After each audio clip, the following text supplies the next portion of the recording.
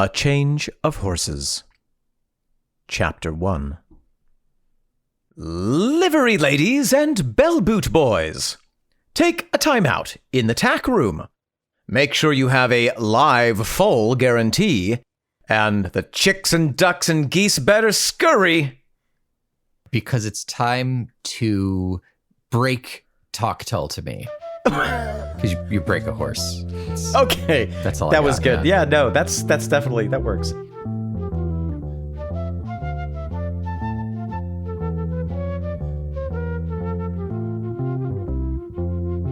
Welcome back to the podcast. I am Omen Thomas Sade.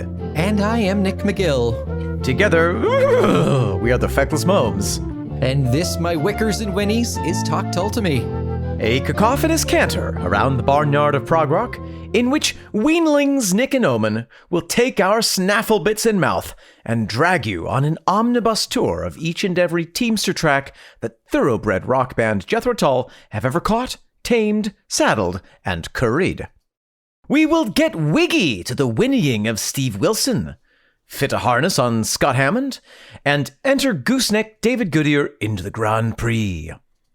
And if we can dock our dormouse, buff our buggy, and keep our curricle clean, we may one day receive an open-palmed apple slice from the echophonic easy-keeper, the fluteful foundation sire, the head-banging haylofter, the chardecote whom we talk about, Ian, the only thing artificial about me is my insemination, Anderson. Oh my God. Nearly didn't put that one in, but I thought it was okay. That took it from okay, this is a pretty good opener to just beyond.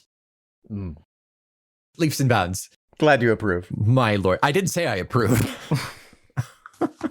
A dormouse is a type of a horse carriage that has a section in it that can be converted into a sleeping cool area. Oh, dormer. Yes, Yeah. yep, hence dormouse. I thought it was a French dormouse. That's a dormouse. Dormouse. Nick, hello. Omen. OTS. How are you today? Spectacular. Mm-hmm. I'm fit as a filly foal and ready for fun. All right. Let's reverse the gelding and get to it. Okay. Oh, he's a reverse gelding. I've de-gelded him. Yeah. You know what they say, don't geld the lily. Lily's the name of my horse. Yeah. Nick, Speaking of horses, what is the track that we have the delicious pleasure of talking about today? We are 4 away from the end of Thick as a Brick 2. We are getting up there. Wow. We're going to talk A Change of Horses today. Yeah, we are. We are done with our disparate paths, and the rest is kind of like a wrap-up here. Is it a denouement? Is it a new crisis? Is it a philosophical challenge? All of the above. We might never find out, but we will talk about it. We will. Before we dive into that, I just want to point out that I have ordered a Fray Bentos pie. It will be here in time for our concert journey to see Martin Barr. I'm so excited. So we will be doing a quick little video on that. That being said, if any Tull Skulls want to make the trip to upstate New York and see Martin Barr on April 19th, you're welcome to come join us and enjoy a Fray Bentos pie. And Nick, what type of the Fray Bentos pie did you get? Steak and ale? Steak and kidney? Steak and kidney. I went for the classic. Okay, I went good. for the classic steak and kidney, yeah. I again asked my father-in-law about Fray Bentos pies, and I wish I could convey the fondness with which he talked about them. Really? Yeah. Oh, yeah. Wow. Yeah. Big fan. But like that nostalgic fondness, but he wouldn't touch it now, or? No. I think if I had put one in front of him, he would have devoured it in that instant. Can and all. Yeah. At 7 a.m.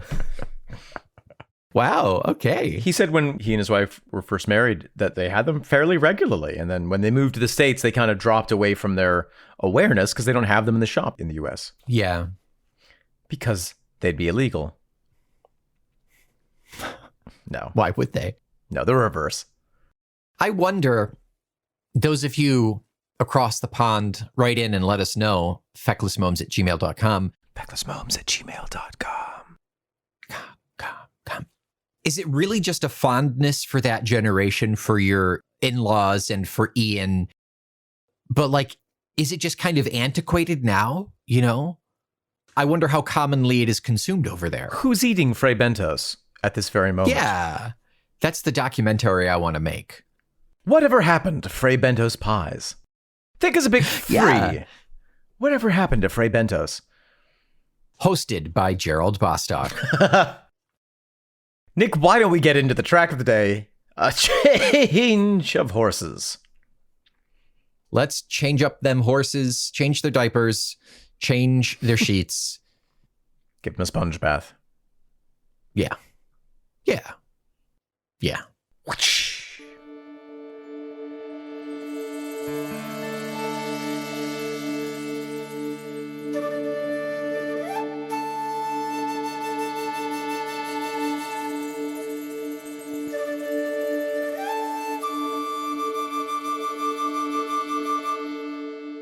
You count the hours. Ba-da-da-da-da-da. I count the minutes. Ba-da-da-da.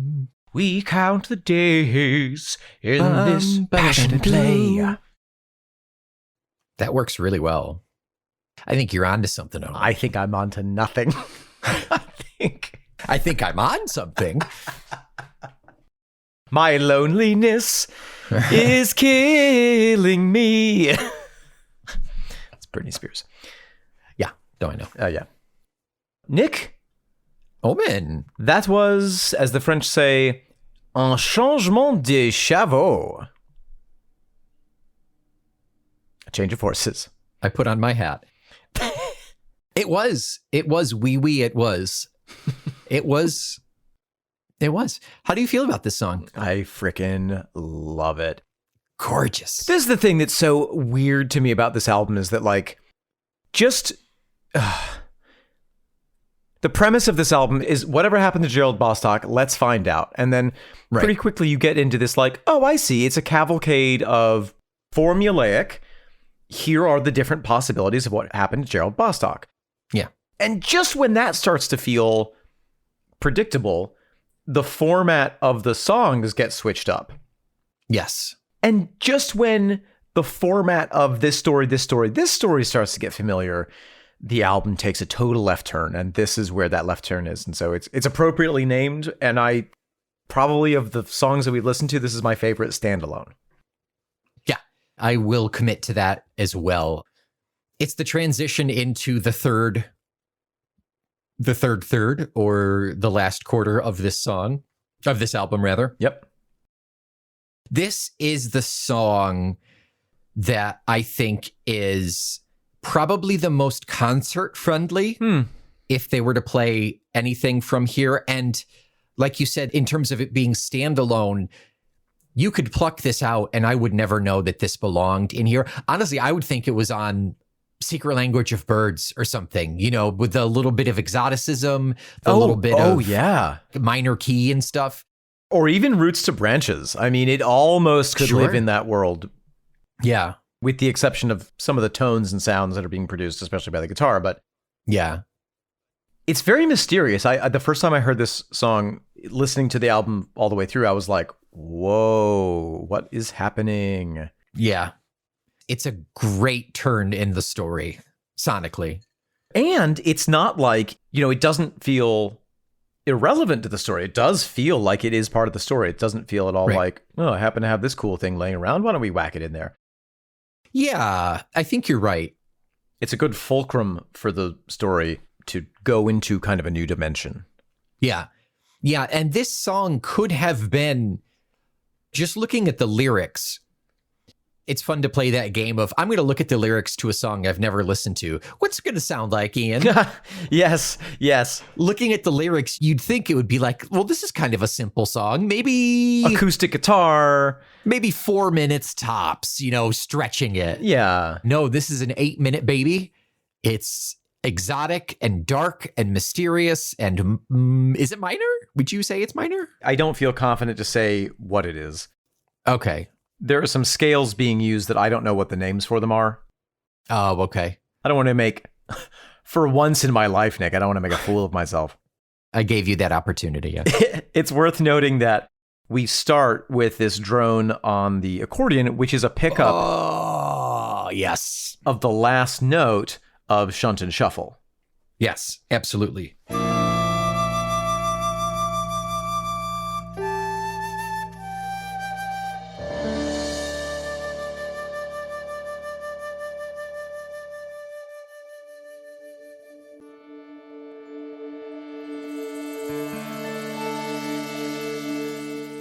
And then, for the first just about 2 minutes of it. Nearly 2 minutes, yeah, about 140 or so.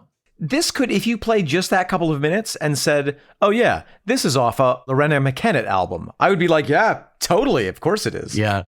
This is the Night Market Part B. If you chop out just the lyrics, just the singing parts, you'd still have like 4 to 5 minutes of instrumental, and it'd be damn good.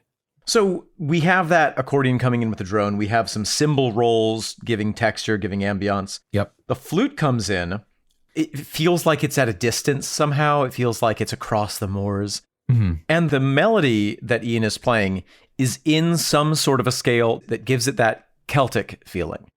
Yes. There is an animated movie, really absolutely stunning animation. This is a great, great studio. It's called The Secret of Kells. Oh, and it's okay. about the Book of Kells, mythologically. And there's a song in there where she sings practically that exact same tune. You must go where I cannot. You know what also has a strangely similar tune to this? What's that?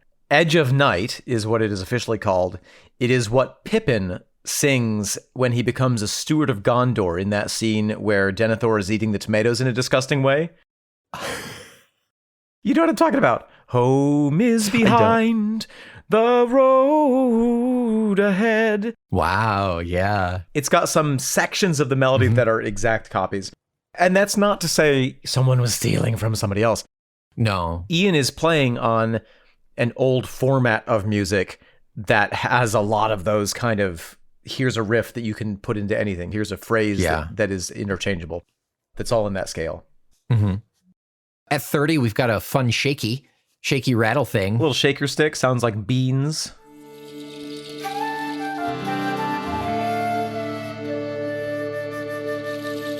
My first thought was that it was a rain stick, but I don't think it actually was. It would work here. Like sonically, it would work here, but no. But it was 2012, not 1992. And not an Enya song. Not an Enya song. Although, again, the first minute of it, and you could rap over that and it'd be cool. Yeah. At 140, we have the drums coming in with some percussion, some little single dings. Yep. And then some really fun, funky guitar.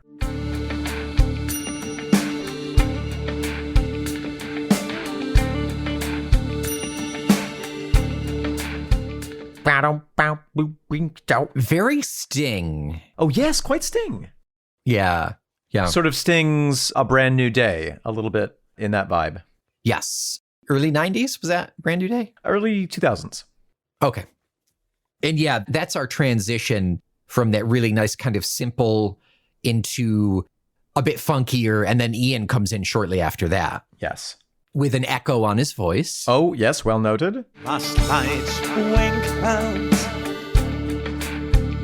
Very, not speak sung, not spoken sung, but very like recitational, almost like he's standing up on a mound and like imparting this story to the townsfolk around him. Yes, and again, I think that goes back to that traditional style, that kind of, he's really tapping into some Celtic performance roots here, in my opinion. Right, because the melody of the singing is that melody of the flute that we hear earlier on. Right. Dee, dee, dee, dee, dee, dee, dee, dee. Oh, it's so pretty. It really is. It's such a gorgeous song. At 2:18, I love the accordion riff.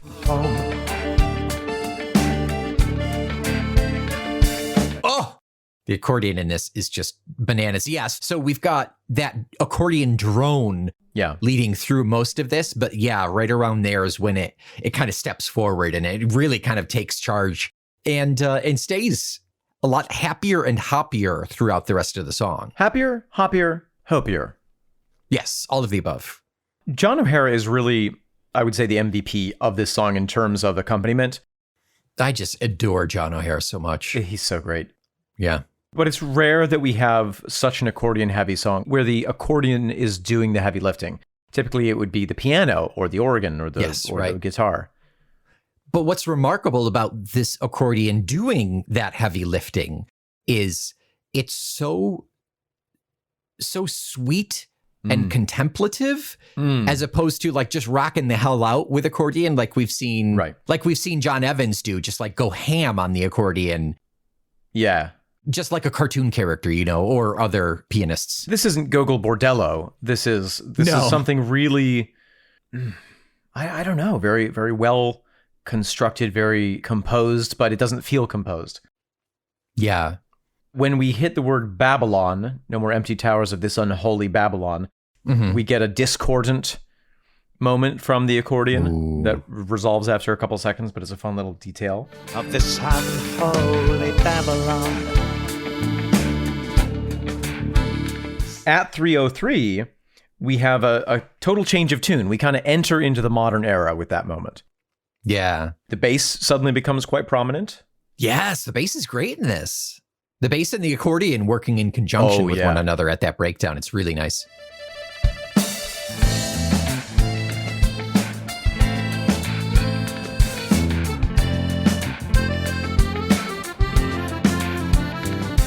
Ian comes in with a new flute melody, which is decidedly much more modern, much more rock and roll, much more jazz influenced.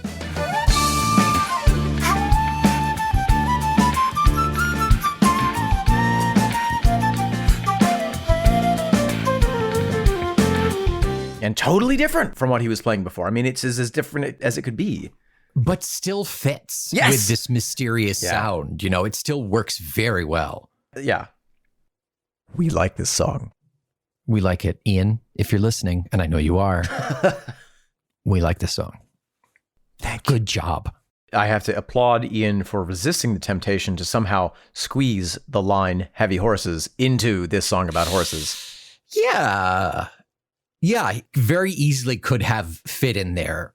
But yeah, all the better for it not being in there. Wouldn't have ruined it, but this is a good enough stand on its own song. Exactly. It doesn't need it. Yeah. Yeah.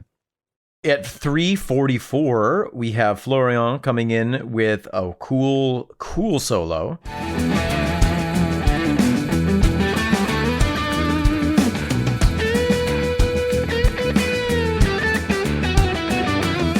Again, very modern, very rock and roll, but it, like you said, super appropriate to what's going on. Kind of stingy, kind of the step toward the rock direction. Yeah. Yeah, yeah.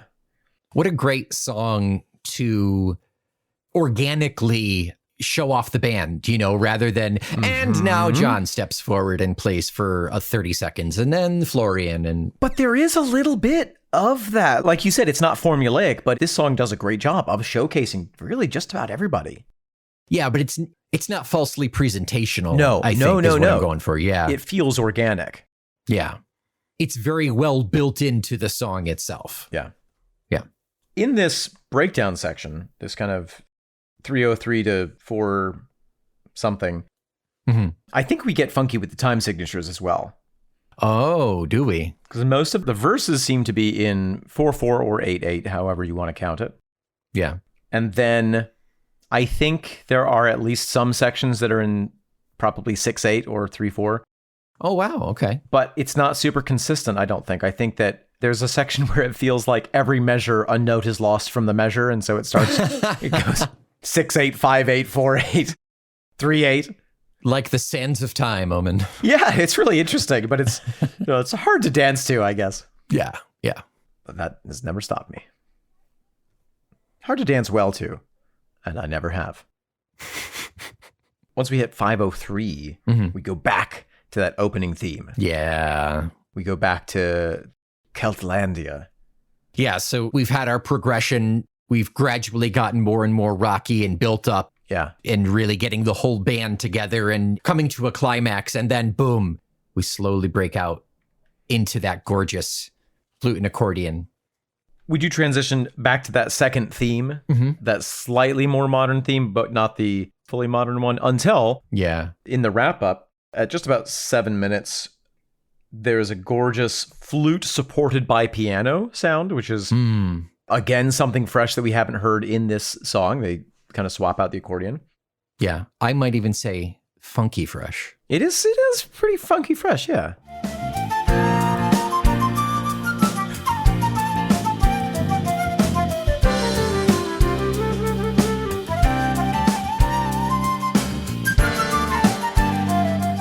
And then at 7:15, we suddenly double up the drums. The drum rhythm, the tempo doesn't speed up, but the drum subdivisions speed up by twice as much.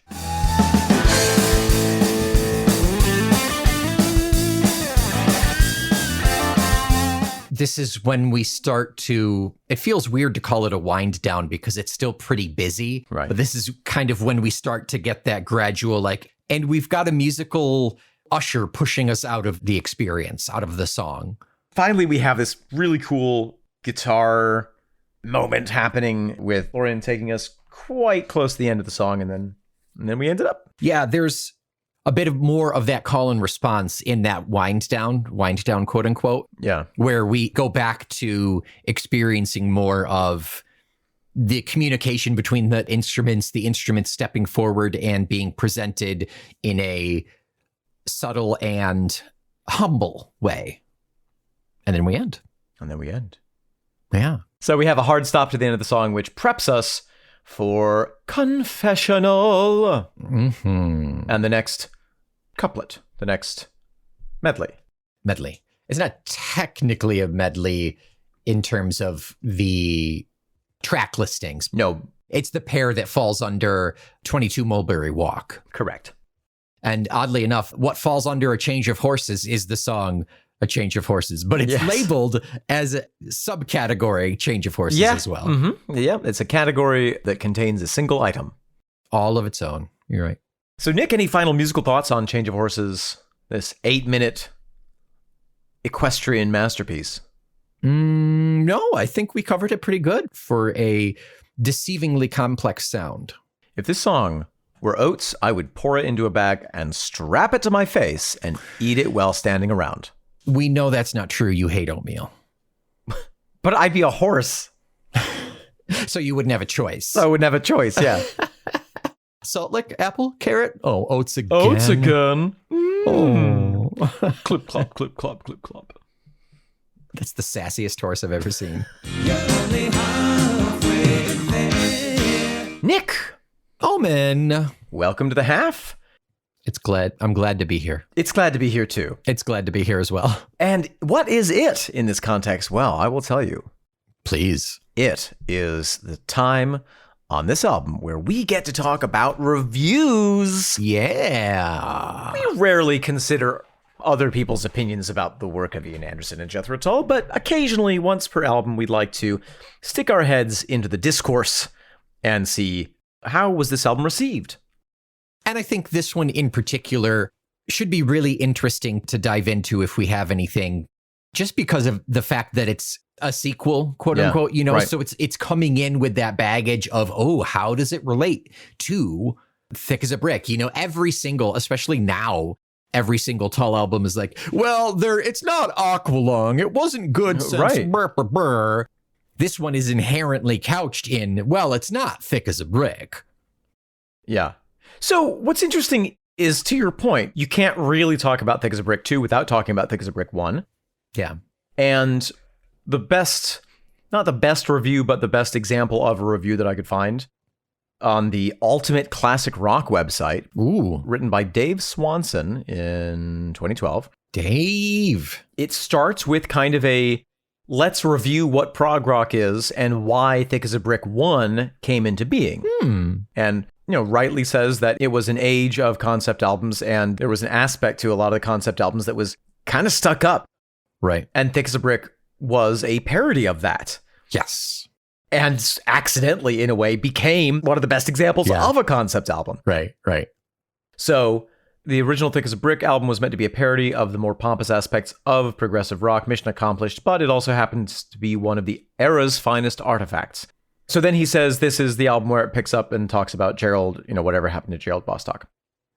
Longtime Tull fans will be happy, as this new brick has vintage Tull written all over it.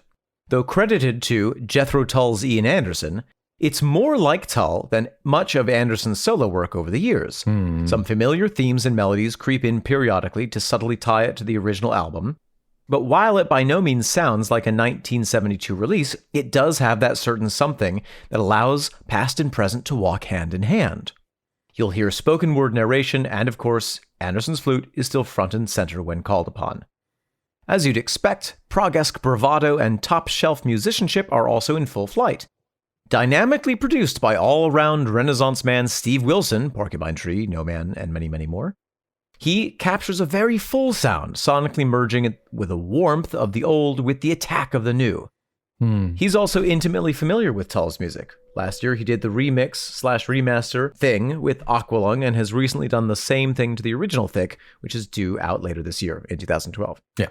Ultimately, Thick as a Brick 2 is an album sure to please longtime Tull and Anderson fans, and possibly one of the best examples of an elder statesman artist finding his way back from whence he came without cliché. Wow. It's doubtful non-believers will be converted by it, but that's okay. The disc is a nice journey from present to past to future for all those who want to ride along. Stay tuned as Anderson takes both bricks on the road this fall. That's not bad. The consistent thing that I found about reviews for this album was that they are the most positive reviews for we're rounding it up to a Jethro Tull album. Yeah. In years. Wow, yeah. And I have a theory. Relativity. Gravity. Positivity. Yes, that's it. That is a theory. The glass is half full of piss. But it's interesting how there is such a positive reaction to this album, really across the board. I have one more short review, but before we get there, I wanted to note that the Prog Archives, which is an open source review platform, anyone can go on and rate there. Yeah. Gives it an average rating of 3.75. And on a platform where people, because they can, typically poo-poo albums. Yeah, right. That's a pretty great rating. And the most common rating was giving it a 4, which is, in their system, is a good addition to any prog catalog. Wow. Yeah. Yeah, kind of interesting. Yeah, not bad. Dave Swanson also quotes Anderson. He says, to quote Ian Anderson, "If someone had suggested that I might release a prog concept album in the year 2012, I would have thought him seriously, dangerously even, off his trolley." But that is precisely what happened. And then just one more review from Billboard.com, credited to the writing of Billboard staff. No one was brave enough to put their name on it. No one wanted to get Stephen Peacocked. Right. This is a selection from it. They kind of go through the same, what is prog rock, what is a concept album? And then they say, wisely, Anderson eschewed overt musical modernization in favor of a style that's much more in keeping with the folk rock classical amalgam of Tull's 1972 prog milestone. Anderson's melodic motifs are consistently compelling, and his trademark sardonic wit remains sharp as he examines the possible paths taken by Gerald Bostock. Trying to follow in the footsteps of such a classic rock staple could easily have been disastrous, but Anderson triumphs against the odds. Even without his Tullmates, he convincingly picks up where he left off 4 decades earlier, proving that there are still vital sonic statements to be made within the old-school prog rock realm.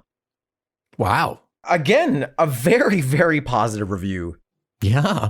And not only positive in the sense of we like listening to it, but really praising the boldness of doing something as crazy as saying we're going to put out Thick as a Brick 2 and having it not be a total flop.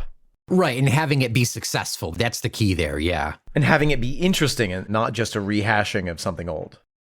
Yeah. In terms of peak positions on charts, it hit 55 on the Billboard Top 200. Wow. It hit 18 on Top Rock Albums, whatever the hell that is. It hit 35 on the UK Albums chart and Hungarian Albums chart. Omen, can you guess? Oh boy, those Eastern Europeans do love prog rock. I'm guessing 7. 2. Whoa! Yeah. Wow. It was a slow month. It was a slow month for music.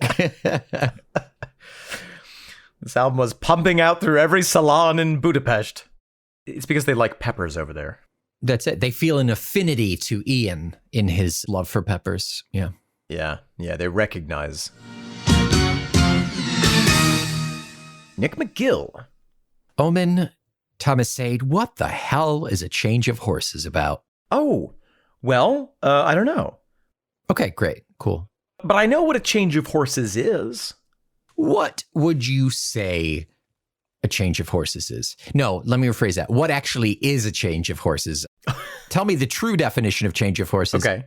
So in the days before the internal combustion engine, and even in some of the days after the internal combustion engine. Early days, yeah. Horses were vital to transportation. Basically, you had horses or you had sails, and that was They about were the it. external combustion engine. Yeah, I guess so. That's not wrong exactly.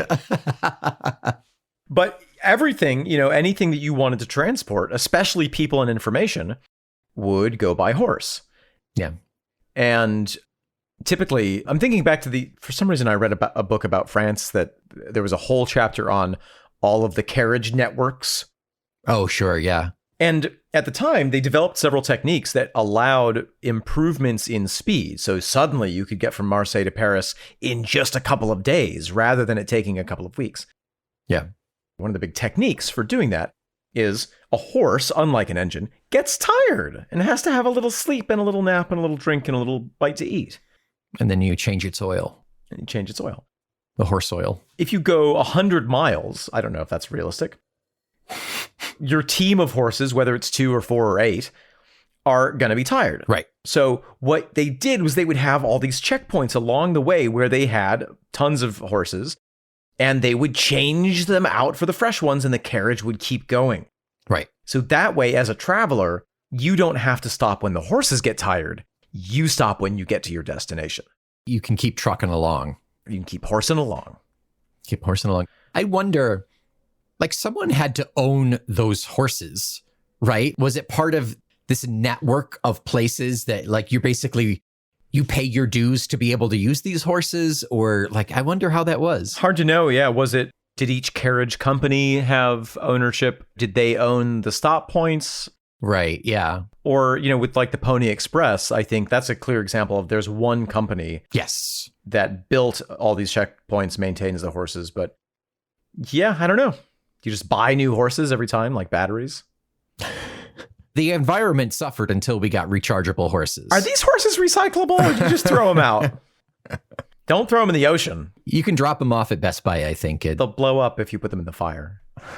Yes. Yes, and the Pony Express, I'm glad you brought that up, was one where they really needed change of horses there because they were all about getting information moved as quickly as possible. So they beat the shit out of those horses. They really worked them. And that was a single horse system where a single rider would ride a single horse. Right. When I was naming some of those different types of carriages, all of those have a specific configuration where some of them have 2, some of them have 4, whatever. Yeah. In fact, the word teamster, which now we use for unions. Oh, yeah. In America, the word teamster comes from the old concept of the guy who was in charge of the team of 8 horses for the big carriages. That's cool. Yeah. Yeah. Huh. Have you ever spent much time around horses? No, I would like to. And Rook really likes riding them. I don't. Oh, you don't like recommend it. horses? I dislike them greatly. My stepmom is planning on doing a family horse riding activity in the autumn, which I look forward to. I think they're beautiful. I think they're amazing animals. They're terrifying. Let me be clear. They're terrifying. Yeah. But I have a respect for them. Give me a donkey any day. They're much more reliable. But, a change of donkeys doesn't sound as good. Doesn't quite flow. Yeah. Or a mule. I love a mule. You don't change a donkey mid-race. Actually, maybe you do, to be honest. The donkey just carries other donkeys with it. A stack of donkeys, yeah. You flip your donkey. Donkeys all the way down. Yeah. Last lights wink out on this pale and sultry night. Stars signal long past 2 a.m. I feel the lateness of the hour, and I'm 50 long years from home. Last lights wink out on this pale and sultry night. Stars signal long past 2 a.m. I feel the lateness in the hour, and I'm 50 long years from home. Ooh, I love that line. 50 long years from home. So good. One of the fascinating things that line alone does is suddenly unite all of the different Geralds, Bostock. Yes. Yeah. Which is crucial for this last portion of the album itself. Yeah. But for me, I'm getting... What's the trope of like men having midlife crises? Buying an Abarth? Men having midlife crises. You listen. Shut your mouth. But you know the thing of like, what's Daddy doing mowing the lawn at 2 a.m.? Oh, he's fine. Don't worry about him. Fine. Shh, just go back to bed. He's with his new family now.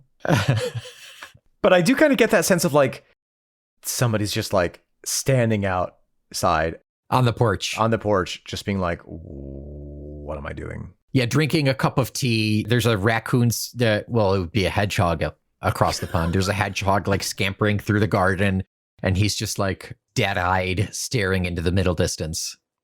Yeah, I think that really is it. It's a realization. We've got the star signal long past 2 a.m. I feel the lateness in the hour. Obviously, if it's past 2 a.m., it's late in the hour. But I think that's more in the hour of life.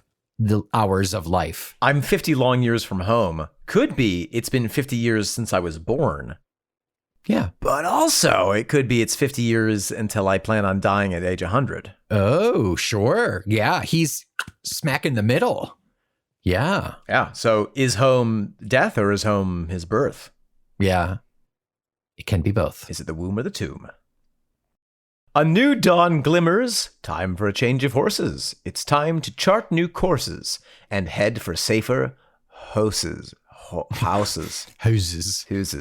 No more empty towers of this unholy Babylon. Some 400,000 hours have come and gone. A new dawn glimmers.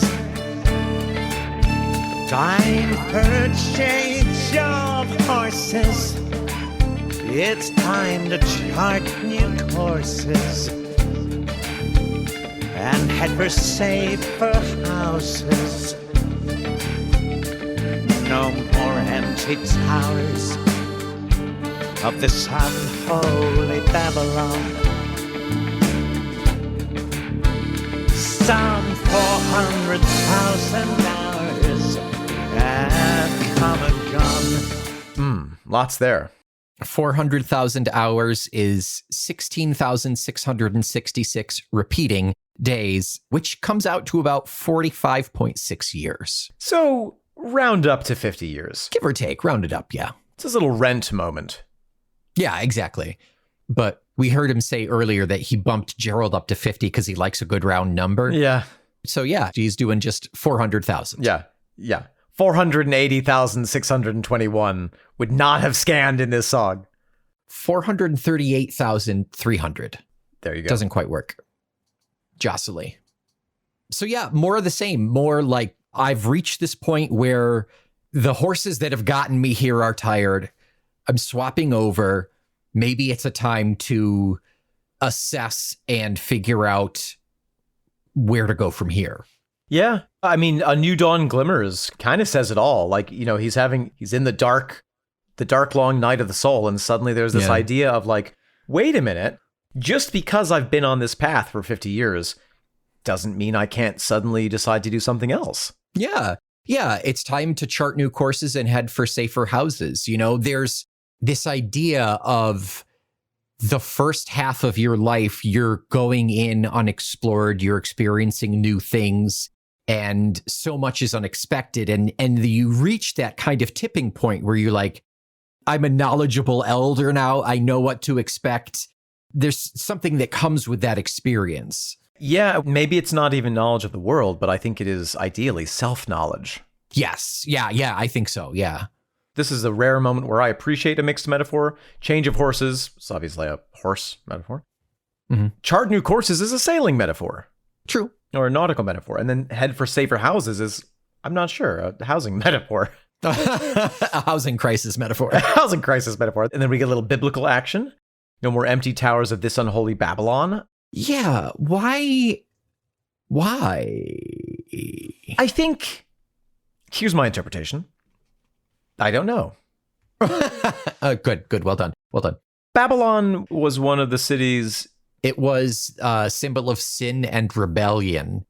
It appears in the Bible from Genesis to Revelation. So that's pretty all-encompassing, I would say. But it is a stand-in for sin. Yes. Even Bob Marley refers to Babylon.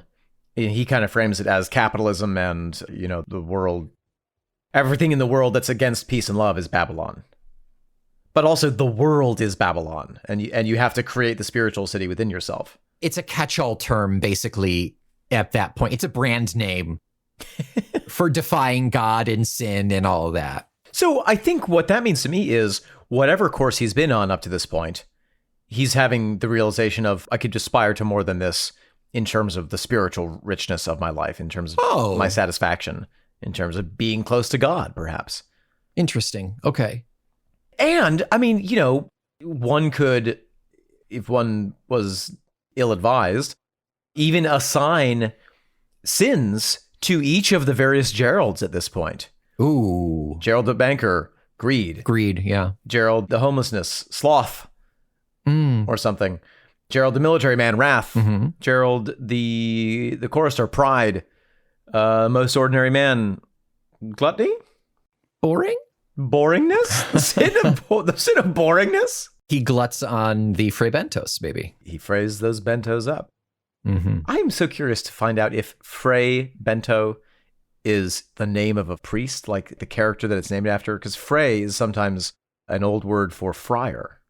Oh, interesting. Like Friar Bento's pies. Yeah. That's really interesting.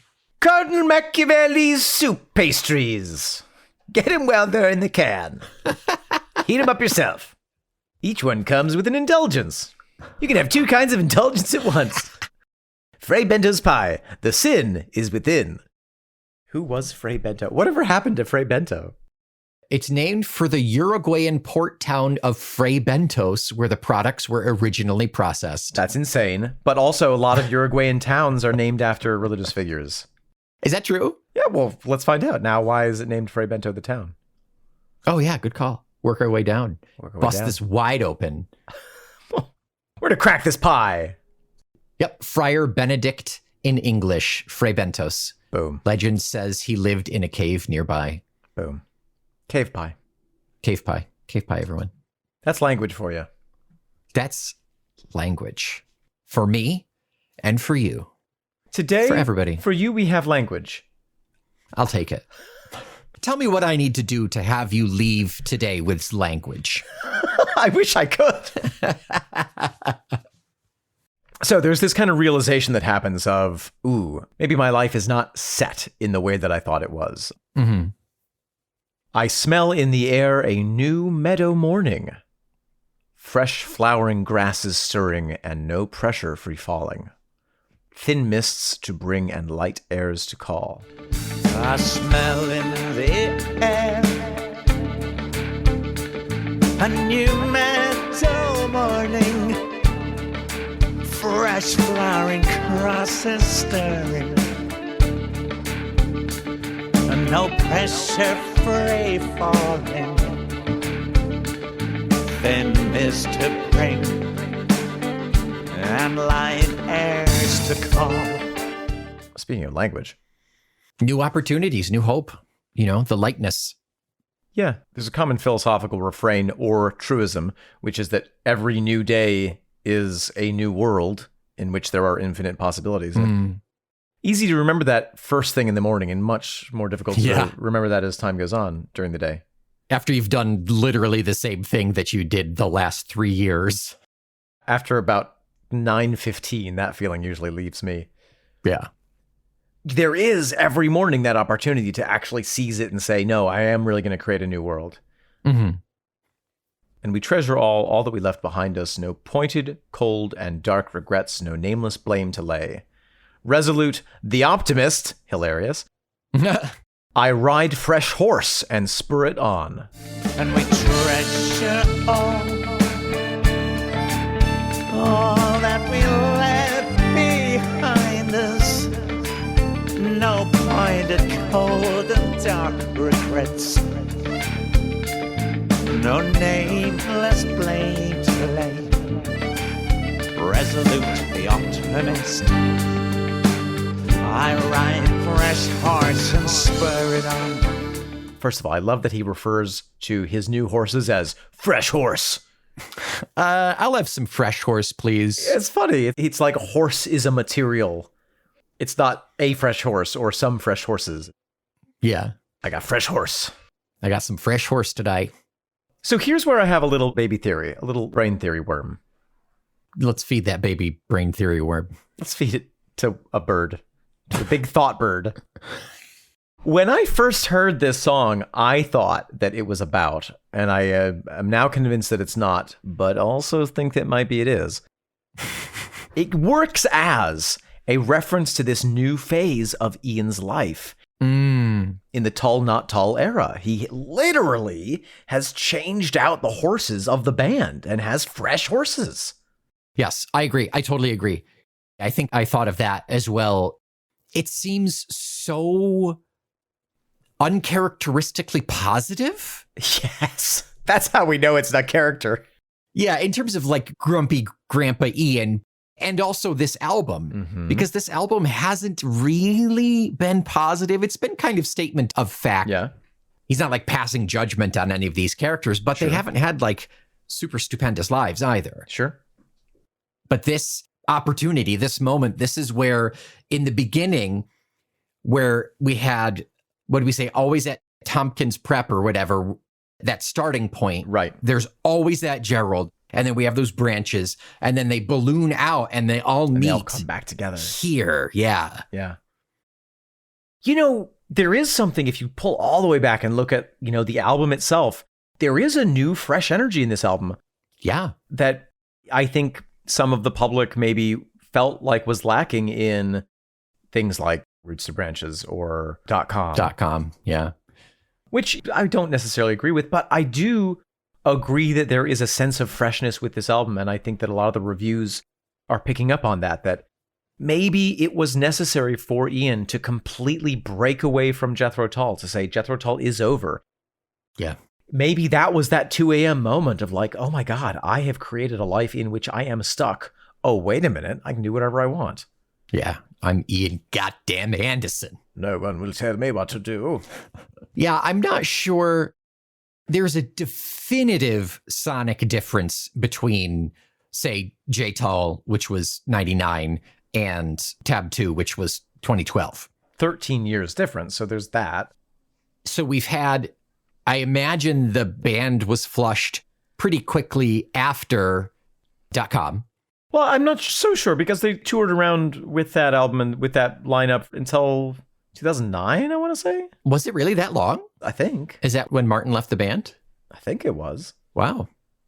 But even so, they've had a handful of years to really cement the Jethro Tull band, Ian Anderson and the Jethro Tull band. And he certainly didn't slouch on bringing in some crazy talent. So coming in with this fresh change of horses, I think is what really makes this album so remarkable, particularly to these reviews. Yes. I don't hear, oh, it's back to the old prog again. I don't hear that, but I hear a remarkably new sound. Exactly. And it was 2011. Okay. That the band officially... Yeah, I mean, it's only been a year, actually. Yeah. So he literally does have a completely fresh lineup, a completely fresh perspective. He's no longer... And again, we're putting this on the song. This song also just works really well for the album and doesn't need any secondary interpretation, but we just can't help ourselves. I mean, Ian always says, I don't write anything personal, except for this coming album, Curious Ruminant is supposed to be more personal. But I do think that sometimes something slips through. I do too, right? Yeah. Even the line, no pressure, free falling. You operate under the same professional name for 40 freaking years. You start to, I would imagine, feel some pressure about that. And even if you don't realize it, if I was in that position, I think I would at some point feel like, oh my God, I feel so stuck. Right. You have certain responsibilities. You have certain expectations thrust upon you. In this instance, you have certain sounds that maybe you feel obliged to maintain.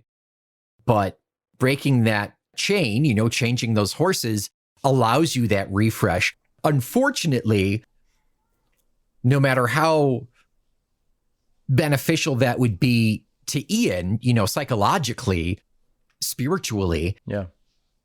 For most people, that's not what they take from it. It was like, he sacked the band. There's no more Jethro Tull anymore. Yeah, and everyone's going to always be a little douchebag.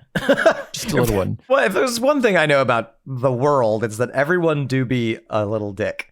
And there is something like, there is a lightness. Even though you're right, he's been his professional fence sitter the entire time. Yeah. There is a little bit of a lightness or a distinct lack of grumpiness in this album. Yeah. That is interesting. Even this line, and we treasure all that we left behind us. Of course, that works for Gerald.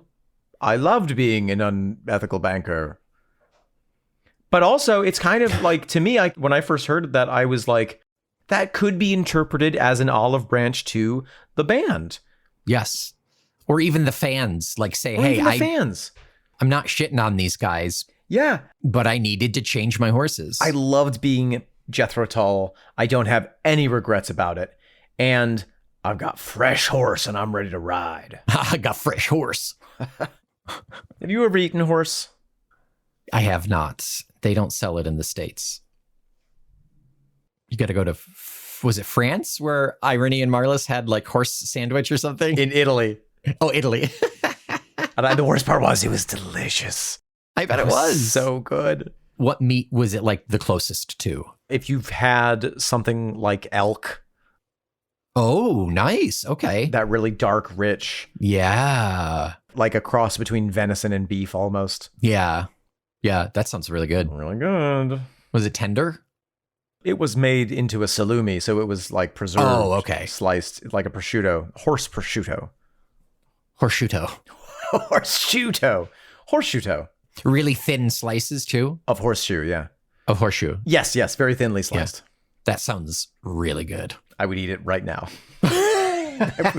with no qualms. No I regrets. Wouldn't blink. I'd say, thank you. May I have another? I would say that one right there. The Palomino. Go ahead.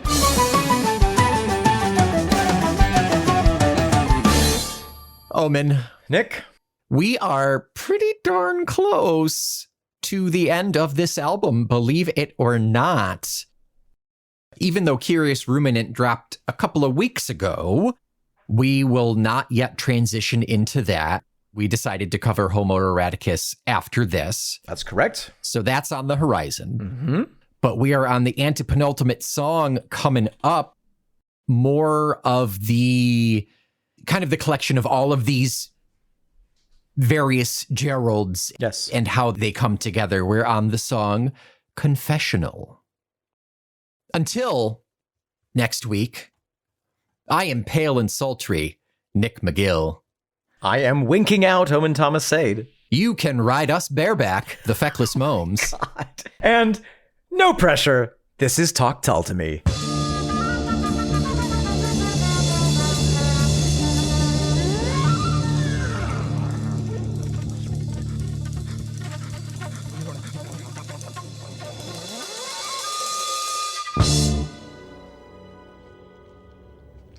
Can you sing, Master Hobbit? Well, yes. At least, well enough for my own people. But we have no songs for great halls and evil times. And why should your songs be unfit for my halls? Come, sing me a song.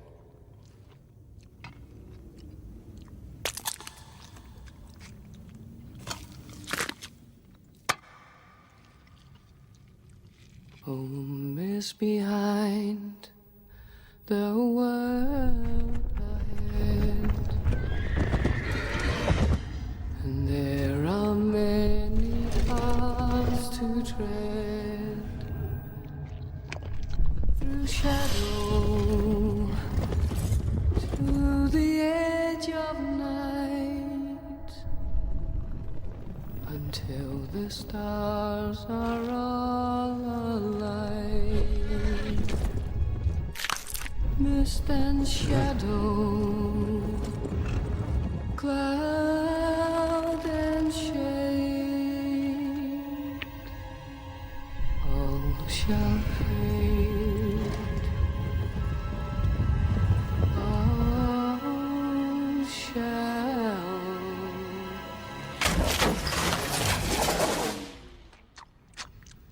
fade.